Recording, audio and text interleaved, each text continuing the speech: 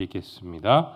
내가 또 주의 목소리를 들으니 주께서 이르시되 내가 누구를 보내며 누가 우리를 위하여 갈꼬 하시니 그때 내가 이르되 내가 여기 있나이다 나를 보내소서 하였더니 여호와께서 이르시되 가서 이 백성을 이르기를 내가 듣기는 들어도 깨닫지 못할 것이요 보기는 보아도 알지 못하리라 하여 이 백성의 마음을 둔하게 하며 그들의 귀가 막히고 그들의 눈이 감기게 하라 염려하건대 그들이 눈으로 보고 귀로 듣고 마음으로 깨닫고 다시 돌아와 고침을 받을까 하노라 하시기로 내가 이르되 주여 어느 때까지나 하였더니 주께서 대답하시되 성읍들은 황폐하여 주민이 없으며 가옥들은 사람이 없고 이 토지는 황폐하게 되며 여호와께서 사람들을 멀리 옮기셔서 이 땅 가운데에 황폐한 곳이 많을 때까지니이다.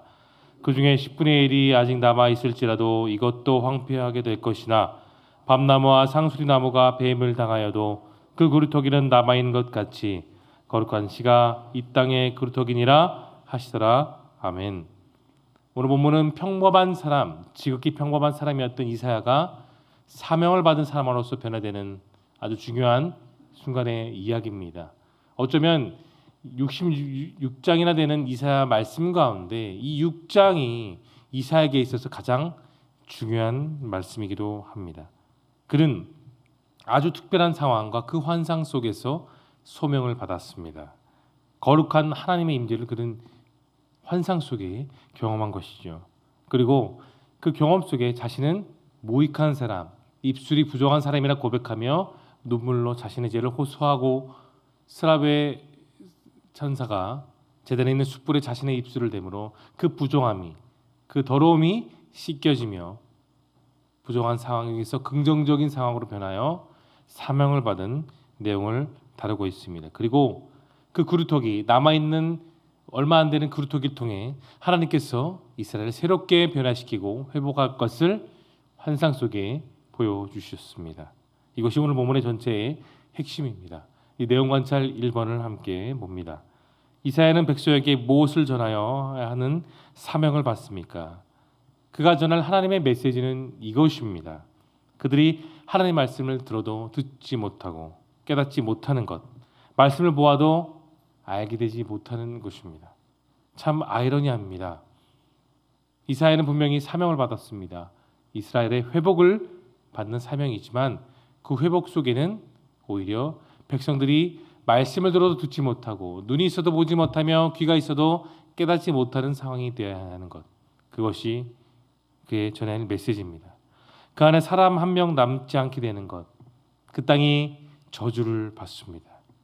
그 땅에 남아있는 사람들조차도 하나님께서 세상으로 뿔뿔이 흩어지게 만드시겠다는 하나님의 준엄한 메시지였습니다.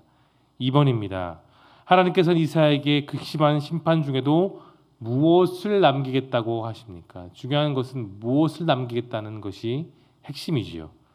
하나님의 심판은 계속해서 그들의 인생 가운데 삶 속에 이루어져야 되는 겁니다.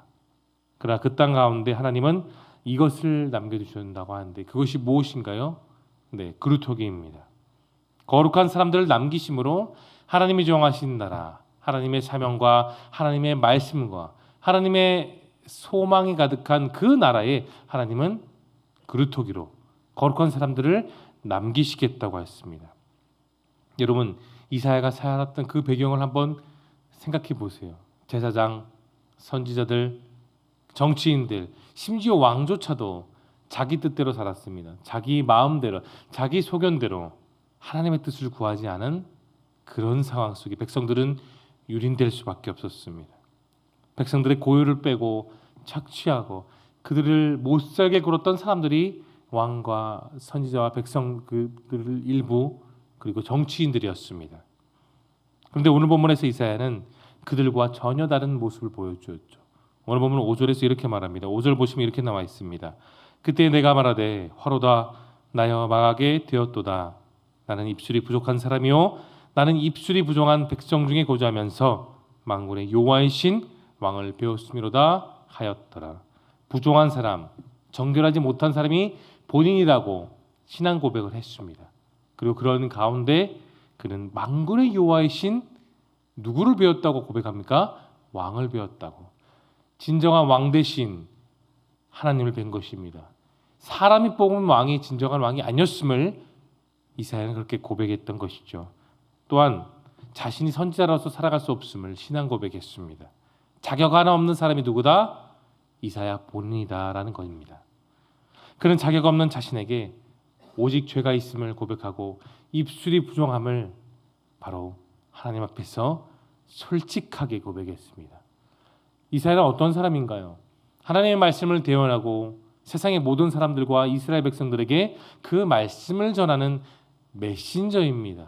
그렇다면 자격이 있을까요? 없을까요? 자격이 있기 때문에 하나님의 말씀을 전했던 것은 맞습니다. 그러나 이사야는 스스로가 고백했습니다. 내가 비록 하나님의 말씀을 전하는 사람이나 나는 부족합니다.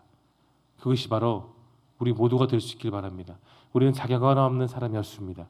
악인이었고 부정한 사람이었고 입술이 부정한 사람이었으나 우리가 예수 그리스도를 믿음으로 우리의 그 부정함이 완벽하게 변화되었습니다. 그것이 우리의 소명이고 우리의 사명이고 크리스천의 진정한 모습입니다. 내 죄가 사하여졌느니라. 이사야의 입술을 사람의 천사가 제단의 숯불로 갖다 댔을 때 그는 완벽하게 변화되었습니다. 우리는 어떻습니까? 우리는 그런 수답 천사가 아니라 바로 여호와 하나님의 유일한 독생자이신 예수님께서 우리 모두의 죄를 사해 주시고 우리를 변화시켜 주시고 또 우리를 의인의 삶으로 오늘도 주의 전에 나와 말씀 듣게 하셨습니다. 자격 하나 없는 우리를 자격 있는 자녀로 의인으로 부르시고 또 우리를 주님의 전으로 불러 주셨습니다. 우리는 주님의 죄를 사함받은 그런 성도입니다. 성도란 것은 거룩한 삶, 거룩한 길을 가로가는 주의 택함 받은 자녀인 것이죠. 그런데 우리가 해야 될 일들이 무엇일까요? 난 자격받았으니 난 내 마음대로 살면 될까요? 아니죠. 주의 전에 나와 기도하며 살아가는 것입니다. 나의 죄를 날마다 고백하고 죄 사함을 날마다 받아 내가 다시 주의 자녀로 살아가는 그런 삶을 살아가는 삶, 그런 삶이 바로 저와 여러분의 유일한 소망이 될 수 있기를 예수님의 이름으로 축원합니다. 3번 연구와 묵상을 봅니다. 이사야는 왜 제사함을 받은 후 내가 여기 있다라는 즉각 순종을 합니까? 이사야는 순종했습니다. 바로 순종했습니다. 하나님도 나중에 순종하겠습니다. 할 일이 많으니 내가 해야 될 일들이 많으니 내가 하고 싶은 일이 많으니 나중에 순종하겠습니다라는 게 아니라 바로 순종한 것입니다. 당연한 반응입니다. 죄의 사함을 받은 그런 사람들의 전형적인 특징이죠. 죄 사함 받은 사람들은 자원한 마음이 있습니다. 적극적으로 하나님의 일을 감당하는 그런 소망을 갖고 그런 열정을 갖고 살아갑니다. 그 열정이 저와 여러분의 열정이 될 수 있길 바랍니다. 사람을 향할 열정이 아닙니다. 여러분 기억하실 것이 있습니다. 사람을 향해서 하는 열정은 어쩌면 내가 상처를 받고 마음 아픈 일을 당하면 그 열정은 완전히 사라지게 됩니다. 그러나 사람이 아니라 내 눈을 들어 오늘 살게 하신 그 하나님을 향하여 열정을 쏟아부으십시오. 그러면 실망하지 않습니다. 사람을 향해서 바라보면 우리는 늘 실망할 수밖에 없어요. 그러나 오늘 살게 하신 그 하나님을 바라보고 있으면 우리는 사명자로서의 열정이 다시 차오르게 됩니다. 이어서 우리 적용을 보겠습니다. 내가 공동체의 작은 일에도 기쁨으로 자원했던 적은 언제입니까? 주님이 너무 좋아서 주님이 너무 사랑스럽고 주님께 감사한 마음이 있을 때 우리는 모든 일을 잘 감당할 수 있습니다. 교회 봉사 다양한 일들도 적극적으로 우리는 감당할 수가 있죠. 주님이 원하시는 일들을 위해 우리는 누가 뭐라 하지 않아도 적극적으로 기도의 자리에 나오고 말씀을 듣고 때로는 금식하며 기도합니다. 하지만 주님이 원하시는 일들이 아니라 내 스스로의 생각으로 기도하거나 신앙생활 할 때는 때로는 우리는 막힌 담 속에 우리 스스로가 갇힐 때가 있습니다. 주님이 너무 좋아서 그분이 주신 은혜가 너무나도 감사하기 때문에 하는 신앙생활에는 막힘이 없고 늘 기쁨이 있지만 어쩔 때는 내 스스로 내 자신을 보면서 신앙생활 할 때는 짜증이 날 때도 있고 답답할 때도 있고 억울할 때도 참 많습니다. 그러나 여러분 사람을 좋게 하는 것이 좋을까요? 하나님을 좋게 하는 것이 더 맞겠습니까? 이사야처럼 그 즉각적인 순종은 사람을 위한 순종이 아니라 창조주 아버지 되신 하나님을 위해서 하는 즉각적인 순종인 것입니다. 여러분, 우리가 그런 마음으로 신앙생활을 할 수 있길 바랍니다.